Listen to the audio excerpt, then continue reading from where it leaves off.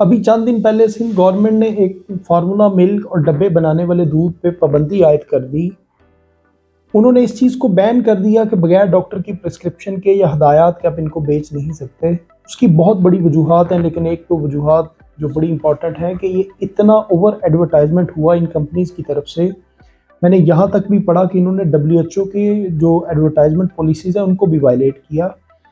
इतना over advertisement हुआ कि माओ को ये लगने लग गया कि शायद ये जो डब्बे वाले दूध है, जब बच्चा पैदा होता है चंद महीनों से लेके 1-2 साल तक की जो एज है, 1 साल तक भी अगर हम लगाएं, माओ को ये लगने लग गया कि ये शायद मदर मिल्क का सब्स्टिट्यूट कोई इस दौर में आ गया है या कोई स्पोर्टिव एंड कुछ लोग ये समझते हैं, और यहाँ तक भी कुछ लोग ये भी माएँ समझती हैं कि ये इस दौर में ये माओ के दूध से भी ज़्यादा कोई ताकतवर चीज़ हमारे बच्चे के लिए इस दौर में ये ईजाद हो गई है। हालांकि ऐसा बिल्कुल नहीं है। मेरे एक दोस्त हैं, वो डॉक्टर साहब, वो चाइल्ड एंड मदर केयर का एक प्रोजेक्ट था, उस पर काम कर रहे थे।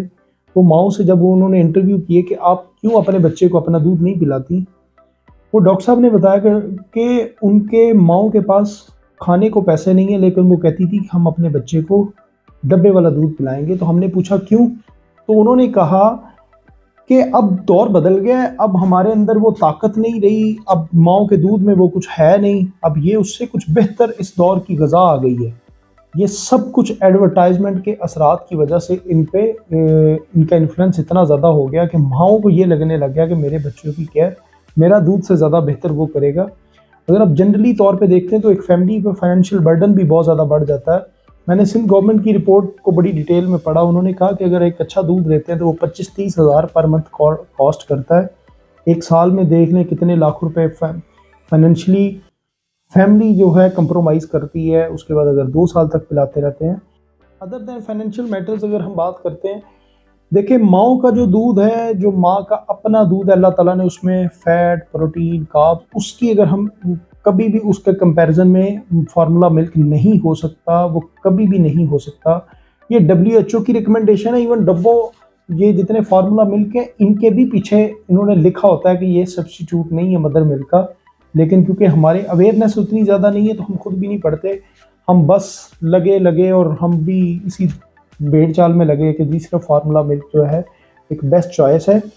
ये सिर्फ डॉक्टर डिसाइड करेगा कि कब देना चाहिए। अगर मदर को कोई इशू है, बच्चे को कोई इशू है, डॉक्टर डिसाइड करेगा कि हमें अल्टरनेटिव मदर जो फर्स्ट प्रायोरिटी है वो माँ का दूध है, अगर उसके मुतबादिल कोई चीज़ है तो वो डॉक्टर डिसाइड करेगा, फिर हो सकता है। आपको कुछ चीज़ें और बताऊं कि माँ का जो दूध है अगर हम देखते हैं तो इसमें प्रोटीन, फैट, कार्बोहाइड्रेट और इलेक्ट्रोलाइट, मिनरल्स, विटामिन्स, इन सारी चीज़ों के अलावा उस बहुत इंपॉर्टेंट चीज़ है, इम्यूनिटी को बूस्ट करने की सलाहियत होती है जो अल्लाह ताला ने रखी है। उसमें एंटीबॉडीज़ होते हैं मुख्तलिफ बैक्टीरिया, वायरसेस के अगेंस्ट।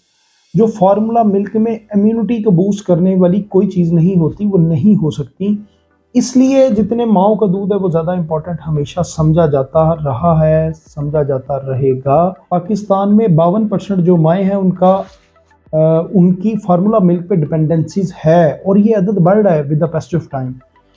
प्रॉब्लम ये है कि जो फार्मूला मिल्क से हो क्या रहा है, अगर मदर मिल्क से हम उसके सब्स्टिट्यूट कुछ भी देते हैं तो बच्चों में GIT के मसाइल, बच्चों में पेट के मसाइल, उल्टी, मोशन, कब्ज़ का होना, गैस का होना, बच्चे क्रैम्प्स के साथ रोते हैं, पता नहीं खुदा जाने क्या क्या इनको मसाइल हो रहे हैं।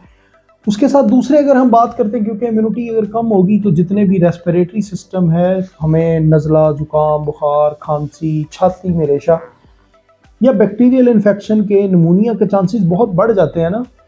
वो इसलिए बढ़ जाते हैं तो अल्लाह ताला ने रखा है कि जब बच्चा पैदा होता है तो उसको इम्यूनिटी के लिए उसकी माँ के दूध में से वो सारी चीज़ें उसको मिलती हैं, ताकि वो फिर इस माहौल में, इसके अभी तो उसने बच्चे ने कुछ भी और नहीं देखा होता,